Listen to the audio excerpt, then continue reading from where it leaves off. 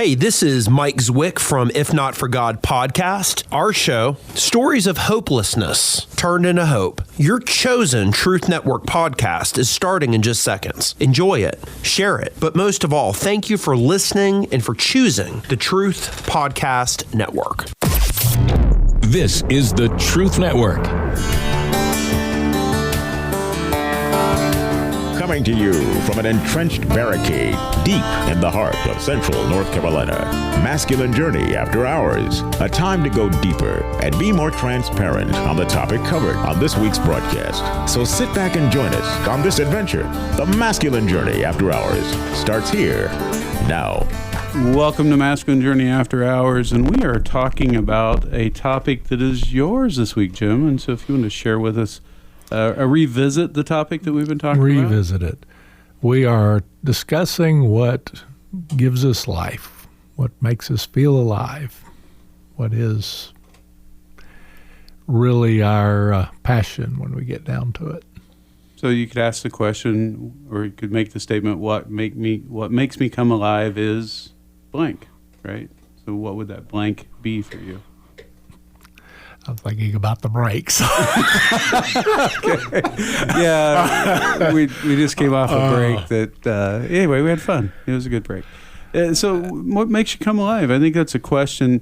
And I think there's lots of ways you can do that. We were talking in the first show, it's about adventures with God, but my daughter got married a couple weeks ago, and a couple nights we got to sit around and play card games or play, Yahtzee or whatever, and just the laughter was so good for my heart during that time. And I would have to say that made me come alive. And I believe God was in the midst of it. God loves family. God created family. And so there are times that, yes, it's definitely a direct walk with God in certain things. And I'll share more about that later potentially. But also just in some of the stuff that he allows you to be a part of that just fills your heart with joy. And a lot of times that is laughter. I mean, the break had me laughing, and that's very cathartic, especially when you're feeling a little down, which I have the last few days. But it doesn't matter what it is. If it's an encounter with God, if that doesn't make us come alive, something's wrong with our relationship with him. And I think a big part of, my loving nature, being outdoors,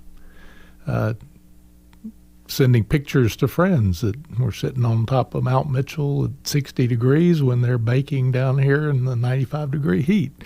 I like picking on people, and that was doing both, enjoying nature and annoying my friends. I'm glad you didn't send me a picture when it was 95 degrees. I would not have been as jovial in my response, I'm afraid. God will give you the right people to pick on at the right time. I think he probably did. Robbie, go ahead. Yeah, I was just, recently those who know me know I've been studying the 119th Psalm, study, and which makes my heart come alive in also many ways. But it really brought to light something that I kind of knew makes me come alive. And it has to do with community, like to be in a community. But even more fun is when you're in that community and you're literally talking about things that you're learning about God. So the idea is we get to do this, right? When we do this radio show, we're talking about things that we've seen God do or come to understand. And what I found out was the word meditate. When it says throughout the 119th Psalm, he was going to meditate on the precepts, or he's going to meditate on the statutes. Well, that word to meditate means a lot more than what I just thought, roll around things in your mind. It also means to talk about it. And so what my good friend Harold knows, because he's in two of my different groups that I meet with, he's there with me Thursday mornings as well as Tuesday nights. But see, I process things when I talk about them in ways that I don't process them when I just sit there and what I think meditate, right? My sweetheart is the same way. She calls it oral processing. Drives me nuts. I don't deal well with half-baked ideas. And that's the nice thing about your sweetheart. I don't think you're getting any bread. When you anytime think soon. about half-baked ideas, no, it's one of the cool things. It's like when you're trying to flesh out something you believe, to throw it out there amongst of what you would consider to be dear friends that know you well, that can tell you you're full of it and not hurt your feelings. or tell you where, you know what I'm saying? And so when you are really trying to work through a passage, work through something that you're trying to understand, grow in communion with both God and the people that you're in community with, I mean, it really is a spectacular thing. And I think about how blessed I really am, because I can be at the NRB, which I don't particularly care to be at the NRB, because it's just a big circus kind of atmosphere, and I don't like circus kind of atmospheres all that well. But if I'm doing interviews, here's all these people, and then they put on headphones, the person that I'm going to interview, one or two, and there's three of us in a discussion in the middle of this circus, and all of a sudden the conversation goes to something about God, and man, I mean, my heart, it just comes alive, and I'm sitting here in the middle of something that I really don't necessarily enjoy all that much, but man, I'm sitting there just enveloped in this like God cone of silence, cone, whatever you want to call it, and so I think of so many different ways that God comes after me, but I really, really love community. And so, you come all those mornings, even though we drive you crazy, you take all our verbal processing. Wouldn't miss it. Yeah, the problem is that, especially with my sweetheart, she says something where she's working through it. Well, I think I'm hearing the answer, and I'm ready to take action. And then it's, oh, no, you just stumbled. Don't fall all the way and bust your nose on the floor. Because for me, with all my years of working in computer programming and systems analysis, I was used to hours of silence and thinking, and when I spoke, it was when it was finished, not when it was halfway through. And you just helped me with a major problem in my marriage I didn't realize I have. I'm your wife, and my wife is you. I'll talk through things, and I'll be working on the decision, and she'll hear it and decide that's it, and then we're stuck with that. But now she's gotten so tired of hearing me talk through things that she doesn't listen anymore. So when I do tell her something, it's not heard or listened to. That was a debate there. I have a little saying that I think goes along with that. It says, I know you believe you think you understand what you heard me say, but I'm not sure you realize that what you heard is not what I meant. I've heard that, and I love it because it's true in almost all of our conversations. So I want to go back to Robbie for a minute. No, I do, because I am one of a group of people that give you a hard time about something that makes you come alive. What God shows you through the Hebrew stuff that you do, and we do enjoy it. I just love giving you a hard time a little bit more, but that does make you come alive. Oh, it does? Yeah, and can you share kind of what that does for your heart? Sure. It's like the building blocks of expression.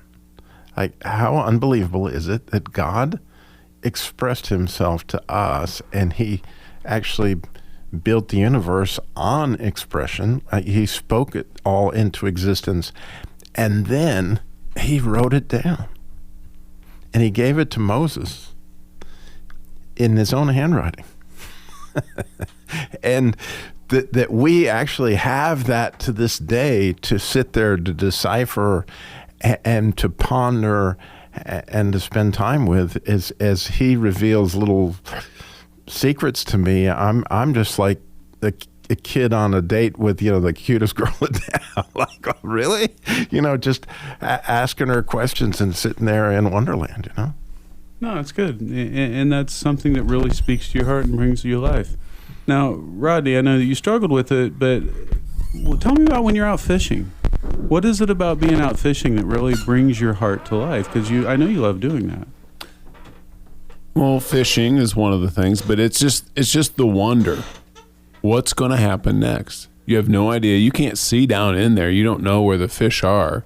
You're fishing, not always catching. It's the part of, well, what's it going to be? Am I going to get this? How do I figure this out? I like being in the problem-solving mode. That's what I do with my career. I solve problems.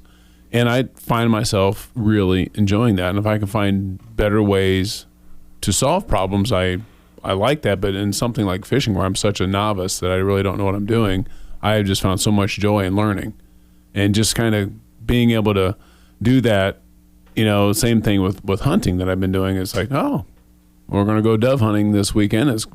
We're just looking forward to that greatly. And it's like, oh, this will be an adventure. Maybe I'll actually, hit one this time. But that's always the fun part, is going on an adventure and trying to figure things out and being in something that I'm not totally comfortable with. I'm not good at, because most of my life I spent doing the things I was good at.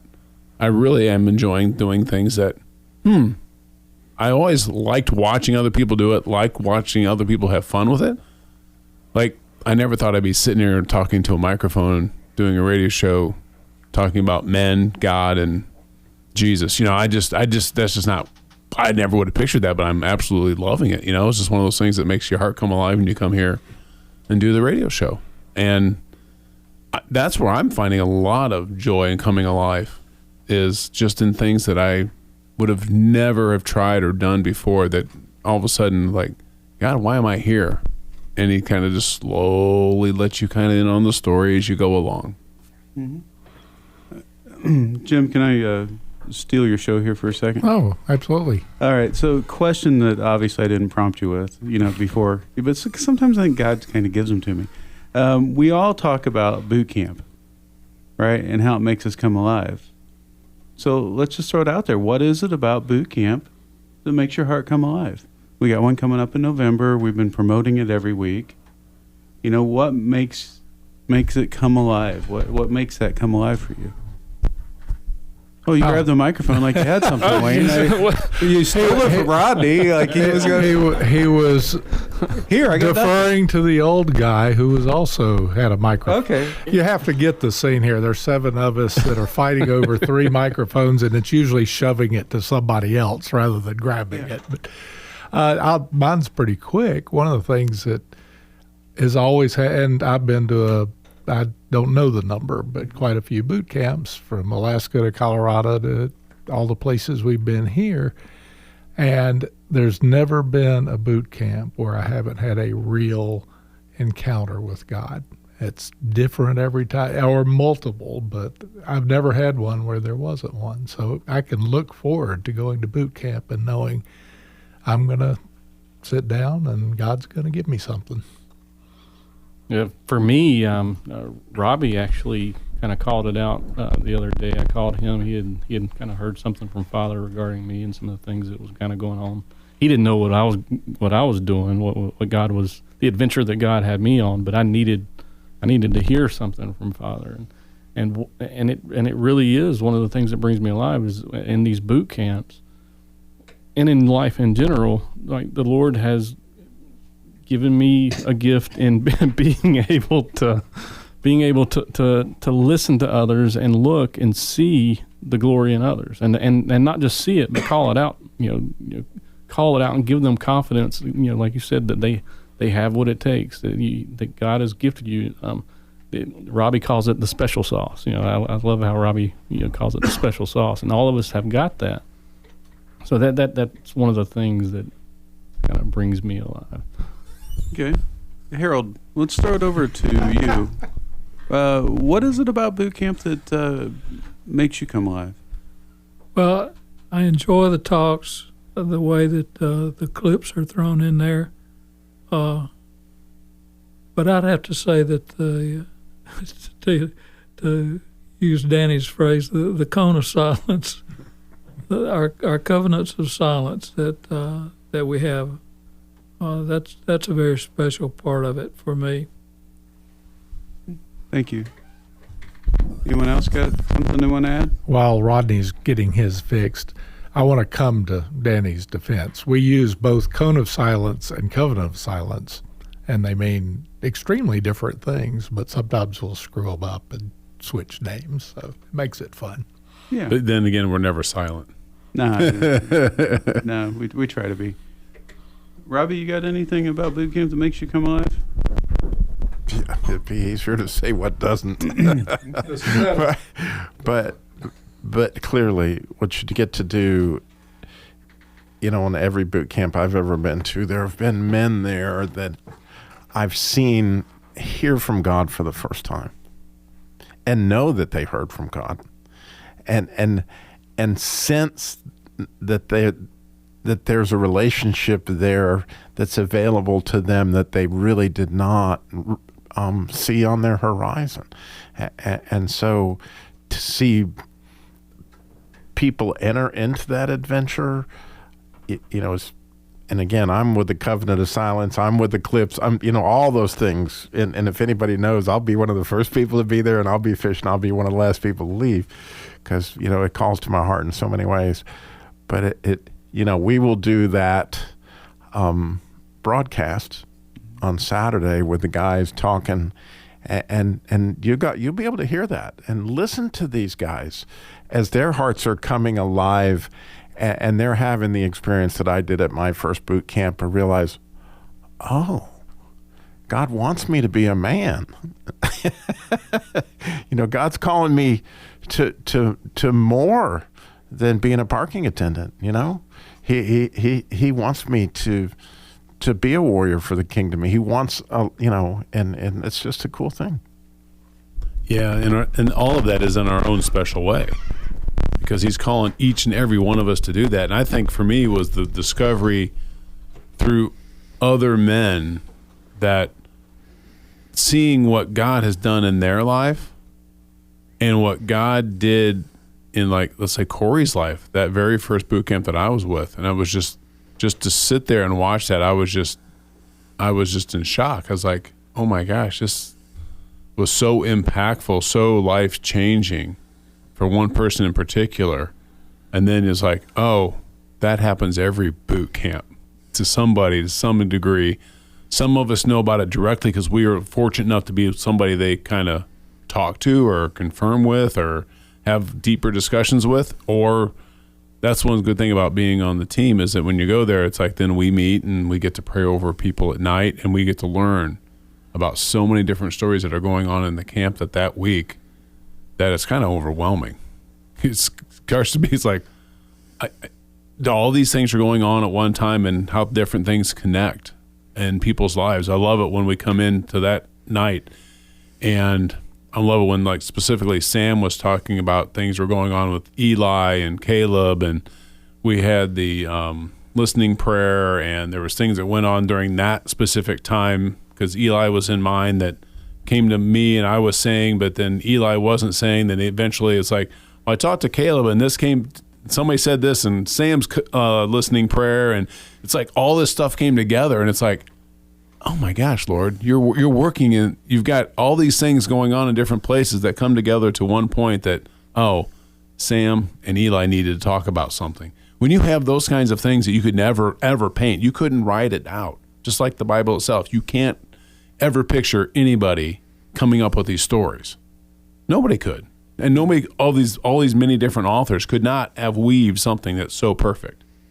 So it's from the Holy Spirit. And when you have those kinds of moments where it's like, oh, there's a bigger story, I'm just a small little pea in this great vast world, it is just so cool to sit there and live and love on other men at that same time. Mm-hmm. Right. And I think what you're talking about there is really important for those that are listening, and all of us, is that we are all different. You can get caught up in watching other people's story. You can and listening to other people's story and wanting to live their story, wanting their piece, their part, their gift. I want to be like Paul or Peter or this person or that person. And God has made us all different on purpose. None of it. We all see in part. We're all individuals in this grand big story. If somebody comes to the camp, they'll notice that I don't do a lot of talks. I don't really do any. I did one year, and and I'm okay with that because I spend a lot of time with the guys, and that's where I'm supposed to be. That's where I get to do those things and get to love on these men and be Jesus to them and let them see Him. It's important that we all see that we are different and we all have a different piece apart, a different place in the story. We're not all in the same places. The community, you guys were talking about that a minute ago. The community is so important in what we're supposed to be doing. And you're going to see more in that. You talked about hope earlier. In the midst of all these things that are going on with COVID and things like that, that's the hope in this, is because it is going to start bringing us closer together. We're going to start having these stories where we're talking about what God is doing in our lives. What is He showing us? I read this the other day, that we're going to see more of this. We're going to see more of the body becoming the body again. That's good. Danny? Well, unlike most of y'all, I can count how many I've been to. 2. So it's pretty easy at this point. But hopefully that'll change. But, I got into the Wild at Heart message years ago. And the beauty of it has been for me that there is a community, a local community. Talked to this crazy Christian car guy about coming to a boot camp and all that stuff. And we came as a group at the time.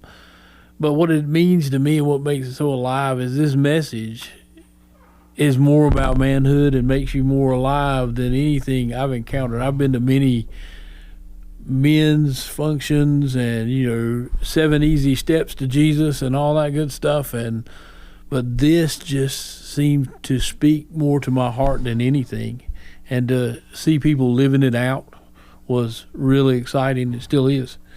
I'm still hanging with you. Y'all hadn't run me off yet? That's amazing. Harold? Well, obviously the most important thing coming alive is a lot of what's been talked about already, which involves our Lord and our service in His kingdom. But I wanted to point out that I think it's also okay that we come alive with other things, like Jan's niece from out in Houston gave me a birthday present on my 80th birthday that says, all I need is Auburn football and my dog. My wife didn't particularly like that, but sounds like a country song. But there's to me a lot of the things that we enjoy, such as fishing and hunting, and like in my case, football. Those things are also things that God provided. And to me, it's okay that we enjoy, but we should see God in that. One of the things that I used to experience that I don't get to do now is on my motorcycle. Some of my closest encounters, I can't sing worth a flip, and even less now that my voice is getting weak. But boy, I sounded great in my motorcycle helmet, riding down the road at, I won't name a speed. But I could really sing good. Did you zip in and out of traffic? Absolutely. I was just wondering if you might have. For me, for boot camp, the answer would be seeing over the weekend how God hits people's hearts exactly where they need to be hit. Maybe it's a breakthrough in spiritual warfare where the enemy's been attacking them and they've not had the eyes to see it. Maybe it's in healing.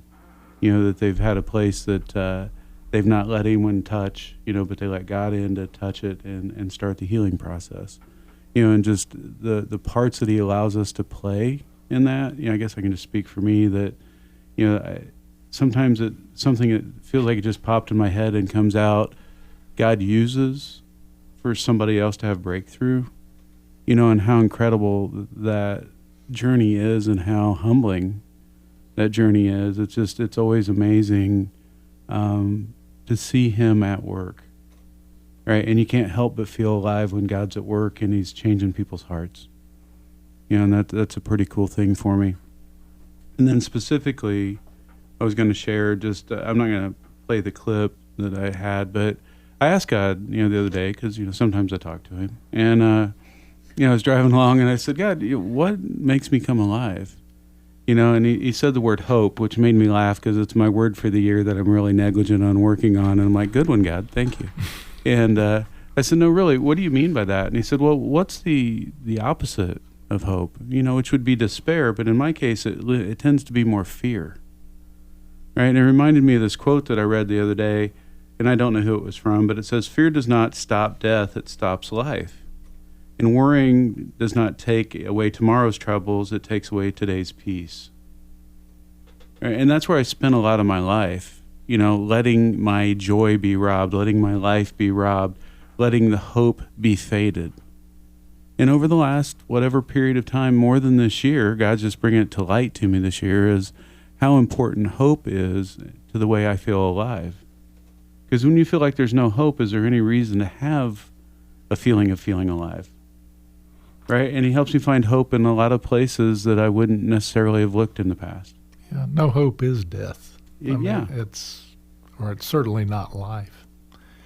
We're probably going to miss 2 clips, but that's okay.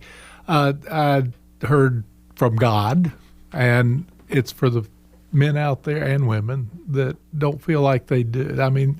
I was a Christian a long time and believed Jesus died for my sins before I really felt like I heard the voice of God. And there are men out there that should come to boot camp because this is an opportunity. I had an encounter with Henry Blackaby, had more effect on me than anybody else in my life. He said, when I asked him, how do you know when you've heard from God? That his sheep hear his voice. And if you were my person in church, I'd walk alongside you, my brother, and take you to a place where you would be listening because you will hear his voice. So if you haven't, come to boot camp. We'll help. We'll walk alongside you. Thank you, Jim. Absolutely. And you can go to boot camp by registering at masculinejourney.org. I know sometimes we say Masculine Journey Radio. Both links work, but masculinejourney.org coming up November 18th through 21st. We'll talk to you next week. This is the Truth Network.